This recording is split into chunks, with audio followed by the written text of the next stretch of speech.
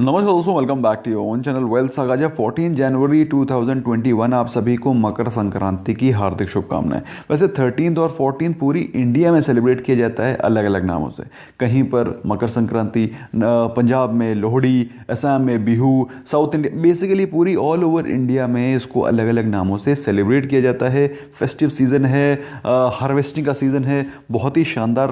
We are proud to be Indians where we celebrate together with different names maybe, but celebration is all over India for the very same reason. Anyway, so wish you all a very very happy Makar Sankranti, Lohri, Bihu. बात करें Asian markets की, तो Asian markets में आपको mildly positive behaviour दिखाई पड़ रहा है। एसजीएक्स निफ्टी 18 पॉइंट्स ऊपर है। आज है वीकली एक्सपायरी का दिन, बहुत ही इंपॉर्टेंट दिन है। बात करें हमारे इंडाइसेस के बारे में, तो कल सेंसेक्स और निफ्टी अच्छी खासी वॉलेटिलिटी के बाद वहीं क्लोज हुए जहां पे वो परसों क्लोज हुए थे। मतलब मार्केट ने जो भी गिरावट हुई है उसको फैक्टर इन करके ऊपर के लेवल पे मार्केट को ला करके छोड़ा। कहने का मतलब क्या है? कहने का मतलब ये है, जो लोग सोच रहे हैं कि मार्केट गिरेगी 6000, 4000, 2000, तो कृपया करके जब आपको जो चीज़ सही प्राइस पे सही वैल्यूएशन में मिल जाए उसमें आप इन्वेस्ट कर दीजिए।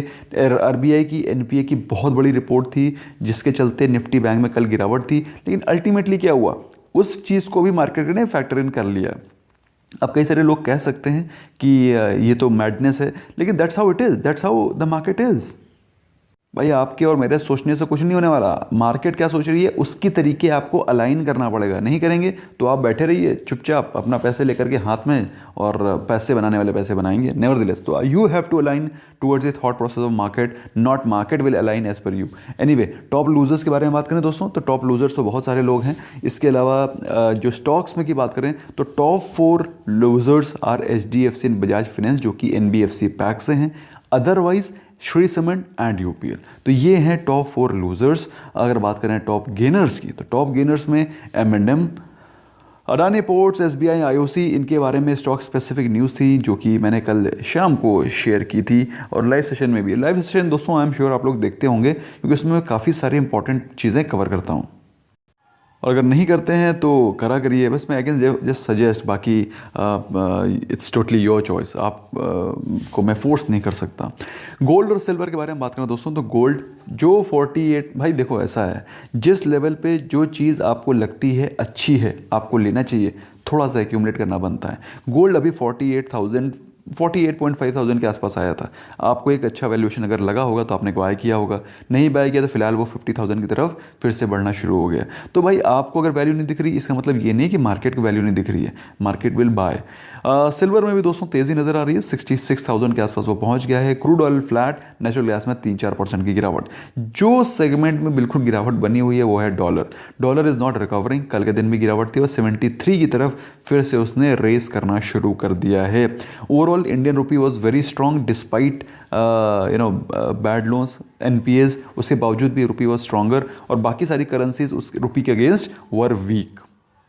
सो एज पर पिवट चार्ट आज हमको क्या निफ्टी के सपोर्ट रेजिस्टेंस दिखाई पड़ रहे हैं। पहली चीज़ तो आपको पता होना चाहिए निफ्टी क्लोज कहाँ हुई। निफ्टी एग्जैक्टली वहीं क्लोज हुई थी जहाँ पर पिछले दिन क्लोज हुई थी, मतलब पिछले दिन क्लोज हुई थी, सिर्फ 1 पॉइंट ऊपर है। तो पिछले दिन 564 पे क्लोज हुई थी और 565 पे कल क्लोज हुई।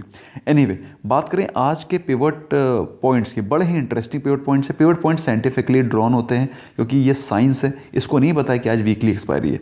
तो आज आप देखेंगे तो ऐसा पिवट चार्ट, तो जो रेजिस्टेंस आ रहे हैं इमीडिएटली 100 पॉइंट्स, 100 पॉइंट्स अब पहला रेजिस्टेंस है, और बाई चांस 650 टूटता है तो दूसरा रेजिस्टेंस आता है 750 का, which is immediately 100 points up.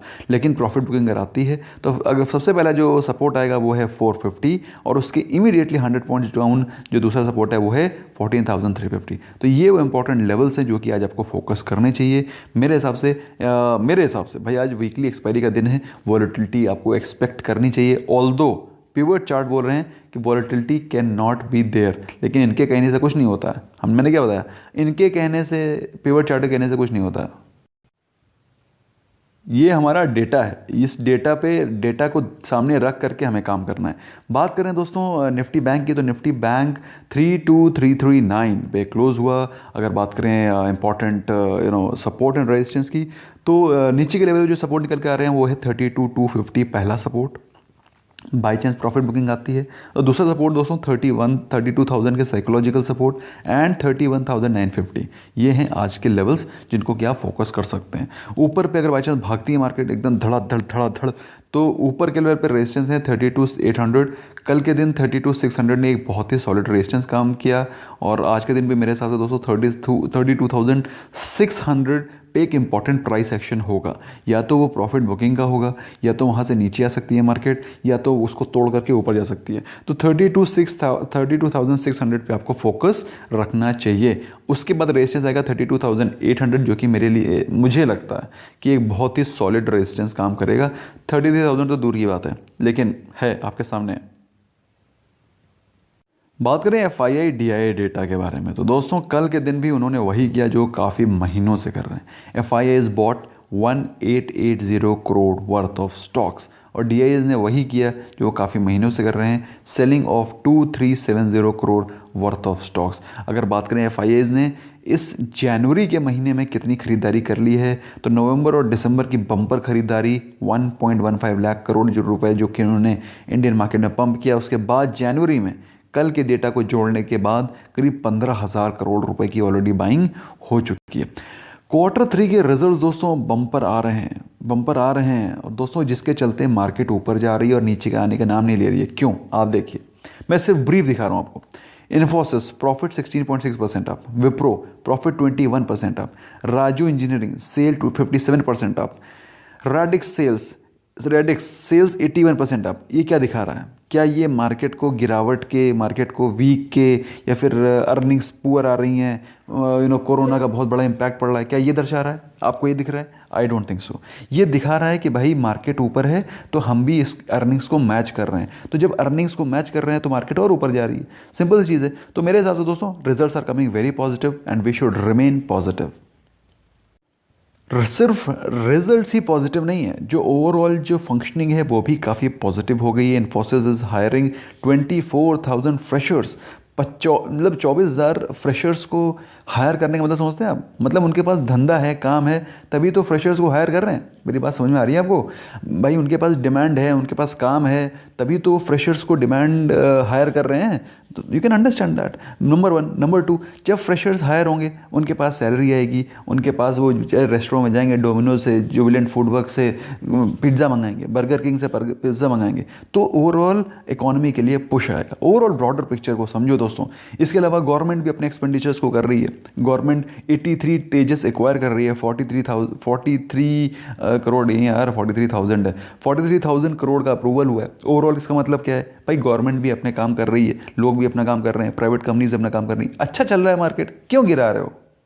इसलिए दोस्तों जो भी चीज़ अच्छे प्राइस में मिलती है उसको एक्यूमुलेट करते रहो। अब नॉट सो गुड न्यूज़ क्या है? नॉट सो गुड न्यूज़ ये है कि कल के दिन ये जो न्यूज़ आई थी वो फैक्टर इन हो गई है।